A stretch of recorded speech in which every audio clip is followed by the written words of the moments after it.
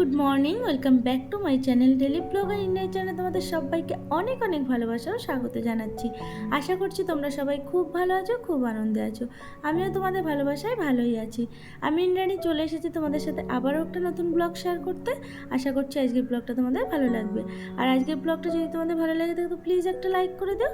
আর নতুন বন্ধুরা তোমরা প্লিজ আমার চ্যানেলটা সাবস্ক্রাইব করে আমার পাশে থেকো। তো আজকে তোমাদের সাথে আমি একটা ডেলি ব্লগ শেয়ার করব, মানে সকাল থেকে রাত পর্যন্ত কি করলাম সারাদিনে সমস্তটা তোমাদের সাথে শেয়ার করব। তো অনেক দিন ধরেই সেরকমভাবে শেয়ার করা হচ্ছে না, মানে সম্পূর্ণ তোমাদের সাথে সমস্ত কিছু শেয়ার করে উঠতে পারছি না। তো ভাবলাম আজকে একটা ডেলি ব্লগ তোমাদের সাথে শেয়ার করি, পুরো সকাল থেকে রাত পর্যন্ত কি করলাম সমস্তটাই। তো দেখো এখানে সকালবেলা ঘুমের থেকে উঠে আগে চলে এসেছি, মানে সমস্ত বাসি কাজকর্ম বলতে যেমন ঘর ঝাড় দিয়ে হাত মুখ ধুয়ে মানে নাইটিটা চেঞ্জ করেই চলে এসেছি রান্নাঘরে। আর আজকে আদার্স কোনো কাজে আমি হাত দিইনি, সবার প্রথমে চলে এসেছি এখানে মাম্মার জন্য খাবার রেডি করতে। কারণ কি হলো, কালকে মাম্মা রাত্রে কিছু খায়নি, না খেয়ে ঘুমিয়ে পড়েছিল। ওকে খাওয়ানোর চেষ্টা করেছিলাম কিন্তু খায়নি, যেহেতু শনিবার নিরামিষ ছিল, নিরামিষ তরকারি দিয়ে ওকে খাইয়েছিলাম। ও কিন্তু অন্যান্য দিন খায়, কিন্তু কালকে আর মানে খেতে চায়নি। তো ও ঠেলছে, বের করে দিচ্ছে, কি করে খাওয়াবো না।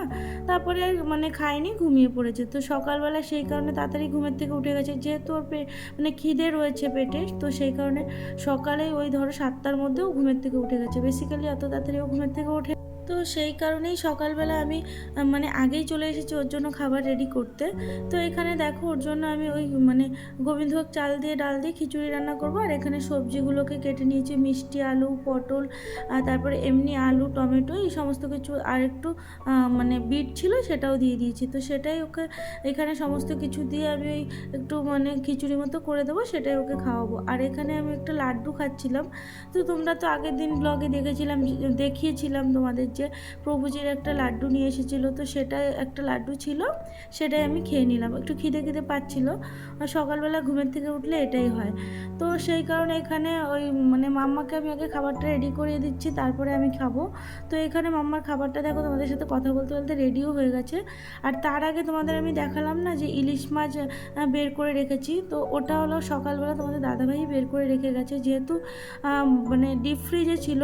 তো সকালে ও যখন বেরিয়ে গেছে বলেছে যে মাছটা বের করে রেখে যেও, তাহলে কী হবে, তাড়াতাড়ি ছেড়ে যাবে। না হলে ইলিশ মাছটা জলে ভিজিয়ে রাখতে হবে, আর জলে ভিজিয়ে বেশিক্ষণ রাখলে ইলিশ মাছের স্বাদ বেরিয়ে যাবে, কারণ ইলিশ মাছটা খুব একটা মানে ধোয়ার প্রয়োজন হয় না।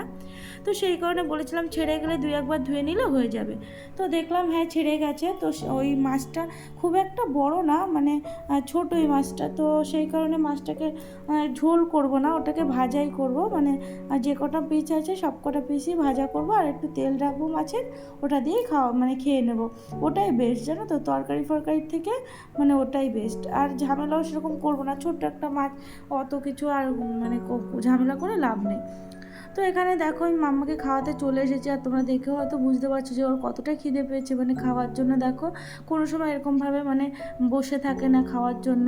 তো দেখো এখানে মানে আমি খাবারটা দিচ্ছি না, ও বারবার আমার মুখের দিকে তাকাচ্ছে, মানে খুবই ওর খিদে পেয়ে গেছিলো, যেহেতু কালকে রাত্রে খায়নি। তো মাম্মাকে খাইয়ে দিয়ে আমি এখানে চলে এসেছি রান্নাঘরে, রান্নার কাজকর্ম করবো, মানে রান্না বান্নাটা করে নেবো। সেই কারণে এখানে এই মাছটাকে ধুয়ে নিচ্ছি ভালো করে। আর বাসন কিছুটা আমি তখন মেজেছিলাম, যেহেতু মাম্মার খাবারটা রেডি করতে হবে, সেই জন্য মাম্মার প্রেশার কুকার, তারপরে কয়েকটা থালা বাসন, বাটি, সেগুলো মেজে নিয়েছিলাম। আর বাদবাকি এখানে রয়েছে, সেগুলোকেও এখন মেজে নেব আমি।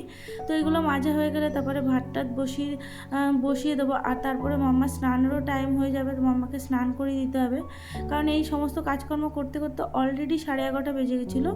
আর যেহেতু মাম্মা একটু সকালবেলায় ঘুমের থেকে উঠেছে, মাঝখানে আধা ঘন্টার মতো মাম্মা একটু ঘুমিয়েছিল, মানে আধা ঘন্টাও পুরো বলা যায় না, মানে ওই ঘুমের রেশ একটা থাকে না, তো সেইটুকুনি ওই জাস্ট মানে ঘুম পাড়াতে গেছি, তখন আমার গিয়ে ওখানে মানে আধা ঘন্টা 1.25 ঘন্টা টাইম দিতে হয়েছে।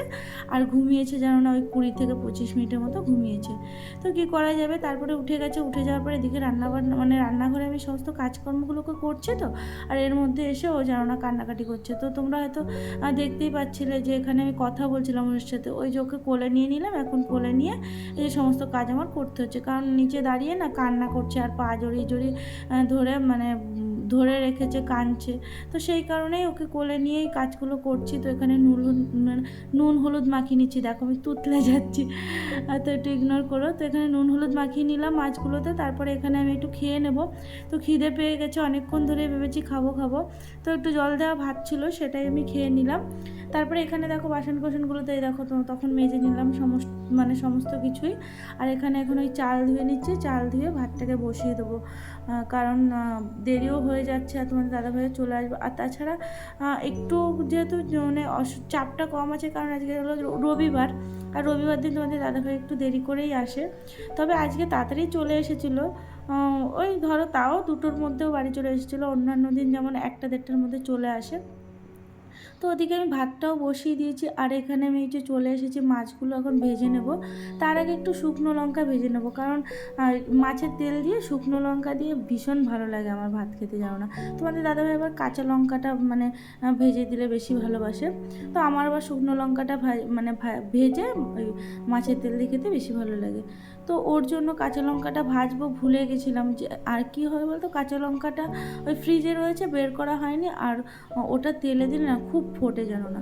তো ভেবেছি কি লাস্টের দিকে ভাজবো, তো পরে আর মনে ছিল না। তো এইখানেই দেখো 2টো আম দেখতে পাচ্ছ কি সুন্দর। এই আমগুলো কিন্তু আমার একটা পিসি শাশুড়ির গাছের আম। তো বললো যে মানে সবাই নিয়ে যাচ্ছে, চুরি হয়ে যাচ্ছে, তো সেই কারণে পেড়েছে, তো আমাদেরও 2টো দিয়েছে। তো আমগুলো ভেবেছিলাম হয়তো মানে সেরকম একটা টক হবে না, তো সেটাই দেখছিলাম যে টক কিনা। যদি খুব একটা টক না হয় তাহলে আমি ওই মাখা করে খেয়ে নেব। তো কাটার পরে দেখলাম না, আমগুলো ভালোই টক আছে। তো সেই কারণে ভাবলাম যে টক ডাল করে নিই, যেহেতু শুধু তো মাছই ভেজেছি, আর কিছু করিনি সেরকম। তো ডালটা করে নিলে খেতে পারবে। তো সেই কারণে এখানে দেখো ভাতটা আমার হয়ে গেছে, তো ভাতটাকে নামিয়ে নিলাম। আর এখানে ডালটা সিদ্ধ বসিয়ে দিয়েছি আমি। তো তারপরে আমি একটু তরমুজের খোসাগুলোকে কেটে নেব। তো তোমরা হয়তো ভাবছো তরমুজের খোসা কাটছি, তো এইগুলোকে ভাজা খেতে না ভীষণ ভালো লাগে, খেয়ে দেখবে তোমরা। তো তোমরা খেয়ে অবশ্যই কিন্তু আমাকে কমেন্টে জানাবে যে কেমন লাগলো। ভীষণ ভালো লাগে, জানো না, মানে এই তরমুজের খোসাগুলো, মানে সবুজ অংশটা শুধু ফেলে দেবে, তারপরে এই যে মানে বাকিটা। আর এখানে দেখো লাল অংশটা খুব একটা নেই, তবে একটু লাল অংশটা যদি রাখো না তাহলে আর একটু মিষ্টি মিষ্টি লাগে, আরও বেশি খেতে ভালো লাগে। তো এখানে লাল অংশটা অনেক দিন ধরে ছিল বলে একটু ওপরটা কীরকম হয়ে গেছে বলে ফেলে দিচ্ছিলাম আমি। তো তারপরে এগুলোকে কেটে নিলাম, কেটে একটু ইলিশ মাছের মানে যেই কড়াইতে ভেজেছি সেটার মধ্যে একটু তেল ছিল, তো ওটার মধ্যেই ভেজে নিয়েছিলাম।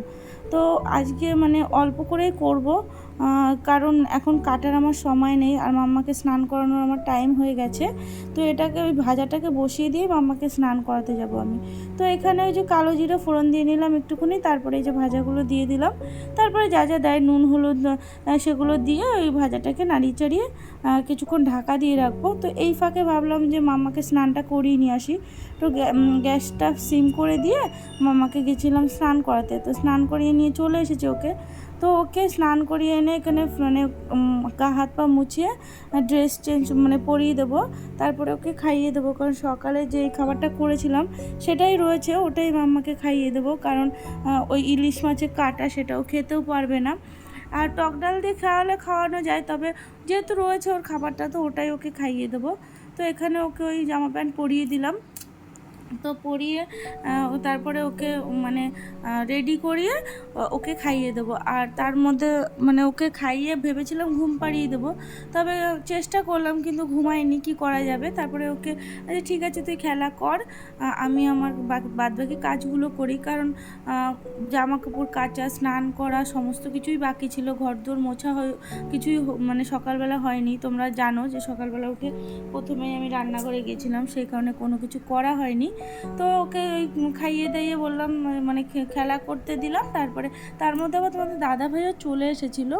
তো ও আসার পরে ওকে আবার একটু খেতেও দিয়ে দিলাম আমি, কারণ ওর তো খিদে পেয়ে গেছে, অনেকটা সময় হয়ে গেছে।